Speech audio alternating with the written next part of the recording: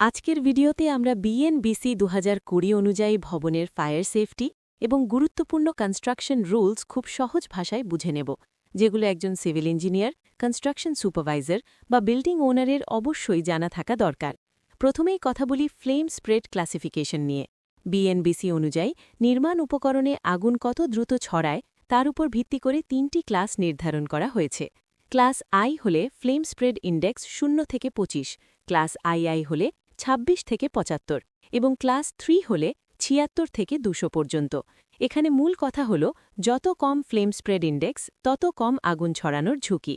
তাই ভবনের ভেতরে বা বাইরে যে কোনো বোর্ড, ইনসুলেশন বা ফিনিশিং মেটেরিয়াল ব্যবহারের আগে এই বিষয়টি অবশ্যই বিবেচনায় রাখতে হবে।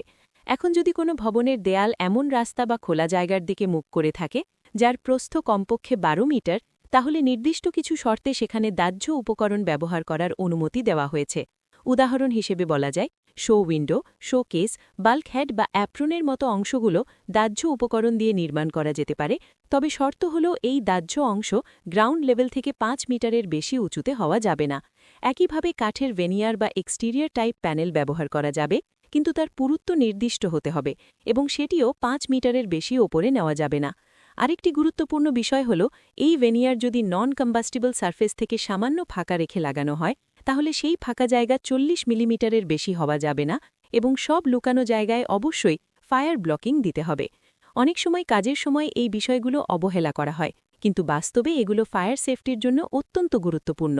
এখন trim, picture mould, chair rail, baseboard, hand rail বা শো উইন্ডোর ব্যাকিংয়ের কথা বললে বিএনবিসি এখানে কাঠ ব্যবহারের অনুমতি দিয়েছে। এমনকি যদি ফায়ার প্রোটেক্টেড কনস্ট্রাকশনের কোনো বাধ্যবাধকতা না থাকে, তাহলে সাধারণ কাঠের দরজা ও জানালাও ব্যবহার করা যায়। তবে এর মানে এই নয় যে যে কোনো জায়গায় ইচ্ছেমতো কাঠ ব্যবহার করা যাবে। ব্যবহারের স্থান ও বিল্ডিং টাইপ অবশ্যই বিবেচনায় রাখতে হবে। এখন আসি লোডিং প্ল্যাটফর্মের বিষয়ে।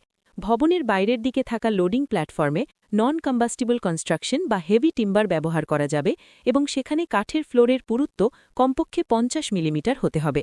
তবে একটি গুরুত্বপূর্ণ শর্ত হল, এই কাঠের কনস্ট্রাকশন কোনোভাবেই এক্সটেরিয়র দেয়ালের ভেতর দিয়ে নেওয়া যাবে না। এবার আসি শ্যাফট এনক্লোজারের বিষয়, যেটা ফায়ার সেফটির সবচেয়ে গুরুত্বপূর্ণ অংশগুলোর একটি। লিফট শ্যাফট, ডাক্ট শ্যাফট বা রাবিশ চুট, যে কোনো শ্যাফট সাধারণত নিচের তলা থেকে শুরু করে ওপরের তলা পর্যন্ত সম্পূর্ণ ঘেরা থাকতে হবে এবং ওপর ও নিচ দুই দিকই বন্ধ থাকতে হবে।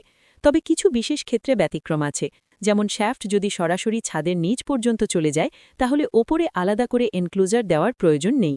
আবার যদি নন কম্বাস্টিবল ডাক্টের মাধ্যমে ধোঁয়া বা দহনজাত গ্যাস বের হয়, সেক্ষেত্রেও নির্দিষ্ট শর্তে ব্যতিক্রম প্রযোজ্য। কিছু ক্ষেত্রে ফায়ার ড্যাম্পার সঠিকভাবে বসানো থাকলে নিচের দিকে এনক্লোজার প্রয়োজন নাও হতে পারে। শ্যাফটের দরজা বা যে কোনো ওপেনিং অবশ্যই ফায়ার রেটেড হতে হবে এবং সেটি সেলফ ক্লোজিং বা অটোমেটিক ক্লোজিং সিস্টেমের হতে হবে। যদি দেয়ালের ফায়ার রেটিং 1 ঘন্টা হয়, তাহলে দরজার রেটিংও কমপক্ষে 1 ঘন্টা হতে হবে, আর যদি দেয়াল 2 ঘন্টার হয়, তাহলে দরজার রেটিং কমপক্ষে 1.5 ঘন্টা হতে হবে। রাবিশ ও লিনেন চুটের কথা বললে এগুলো কখনোই সরাসরি অন্য কোনো রুমে শেষ করা যাবে না।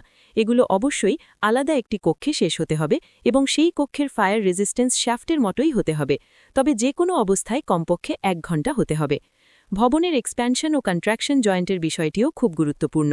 তাপমাত্রা পরিবর্তন, বাতাস বা ভূমিকম্পের কারণে ভবনের যে নড়াচড়া হয় তা সামলানোর জন্য এই জয়েন্ট দেওয়া হয়, কিন্তু এই জয়েন্টের জায়গায় অবশ্যই দেয়াল বা ফ্লোরের সমান ফায়ার রেটিংয়ের অনুমোদিত উপকরণ ব্যবহার করতে হবে, না হলে আগুন সহজেই এক ফ্লোর থেকে আরেক ফ্লোরে ছড়িয়ে পড়তে পারে। এখন ওয়েদার প্রোটেকশনের বিষয়ে বলি। ভবনের যেসব অংশ সরাসরি আবহাওয়ার সংস্পর্শে থাকে, সেখানে ওয়েদার রেজিস্টিভ ব্যারিয়ার দেওয়া বাধ্যতামূলক, যাতে ভেতরের দেয়াল স্যাঁতসেঁতে না হয়। তবে কিছু নির্দিষ্ট ক্ষেত্রে এই ব্যারিয়ার না দিলেও চলে, যেমন অনুমোদিত ওয়াটারপ্রুফ প্যানেল ব্যবহার করা হলে বা যেখানে মানুষের বসবাস নেই। বাইরের দরজা ও জানালায় সঠিকভাবে ফ্ল্যাশিং দিতে হবে এবং প্যারাপেটে অবশ্যই কপিং থাকতে হবে, যেখানে কোরোশন রেজিস্ট্যান্ট ধাতু ব্যবহার করা উচিত। ব্যালকনি, বাইরের সিঁড়ি ও ল্যান্ডিংয়ের মতো জায়গায় অবশ্যই ওয়াটারপ্রুফিং করতে হবে এবং বেসমেন্ট থাকলে ফাউন্ডেশন দেয়াল বাইরে থেকে ড্যাম্পড প্রুফিং করা বাধ্যতামূলক। ভবনের যেসব মেম্বার দেয়াল বহন করে, বিশেষ করে মেসিনারি বা কনক্রিট দেয়াল, সেগুলোকে বিএনবিসি টেবিল অনুযায়ী ফায়ার প্রোটেকশন দিতে হবে। প্যারাপেটের ক্ষেত্রে মনে রাখতে হবে, প্যারাপেটের ফায়ার রেজিস্ট্যান্স হবে যে দেয়ালের ওপরে করা হয়েছে তার সমান এবং ছাদের দিকের ওপরের 405 মিলিমিটার অংশ নন কম্বাস্টিবল হতে হবে। প্যারাপেটের উচ্চতা ছাদের ওপরের সারফেস থেকে কমপক্ষে 750 মিলিমিটার হতে হবে। প্রজেকশনের ক্ষেত্রে যেমন সানশেড, কর্নিস বা প্রজেক্টেড ব্যালকনি, টাইপ 1 কনস্ট্রাকশনে এগুলো অবশ্যই নন কম্বাস্টিবল হতে হবে। তবে টাইপ 2 কনস্ট্রাকশনে দাহ্য বা অদাহ্য দুটোই ব্যবহার করা যায়। যেসব জায়গা গ্রেড লেভেল থেকে 750 মিলিমিটারের বেশি উঁচু, সেখানে গার্ড বা গার্ডরেল দিতে হবে, যাতে দুর্ঘটনা এড়ানো যায়। ওপেন পার্কিং গ্যারেজে গাড়ি যেন পড়ে না যায়, তার জন্য অন্তত 300 মিলিমিটার উঁচু স্টপার দিতে হবে।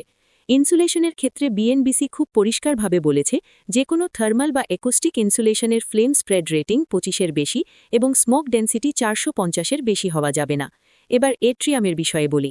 হ্যাজার্ডাস বিল্ডিং ছাড়া প্রায় সব ধরনের ভবনে এট্রিয়াম করা যায়। তবে ভবনের উচ্চতা অনুযায়ী এট্রিয়ামের ওপেনিং ও এরিয়া বিএনবিসি নির্ধারিত টেবিল অনুযায়ী হতে হবে। এট্রিয়াম থাকলে সেখানে অবশ্যই মেকানিক্যাল স্মোক কন্ট্রোল সিস্টেম থাকতে হবে, যাতে আগুন লাগলে ধোঁয়া দ্রুত বের হয়ে যেতে পারে। এই সিস্টেম অটোমেটিক স্প্রিংকলার বা স্মোক ডিটেক্টর চালু হলেই নিজে থেকে কাজ শুরু করবে এবং ফায়ার ডিপার্টমেন্টের জন্য ম্যানুয়াল অপারেশনের ব্যবস্থা রাখতে হবে। স্মোক ডিটেক্টর বসাতে হবে এট্রিয়ামের ছাদে, যে কোনো প্রজেকশনের নিচে এবং প্রতিটি ফ্লোরে এট্রিয়ামের চারপাশে নির্দিষ্ট দূরত্ব বজায় রেখে। সবশেষে বলা যায়, বিএনবিসি 2020 এই নিয়মগুলো কাগজে কলমে জানার জন্য নয়, বাস্তবে সঠিকভাবে প্রয়োগ করার জন্য। কারণ এই নিয়মগুলো ঠিকভাবে মানা হলে ভবন শুধু আইনি দিক থেকে সঠিক হবে না, বরং মানুষের জীবন, সম্পদ এবং ভবনের দীর্ঘমেয়াদী নিরাপত্তাও নিশ্চিত হবে।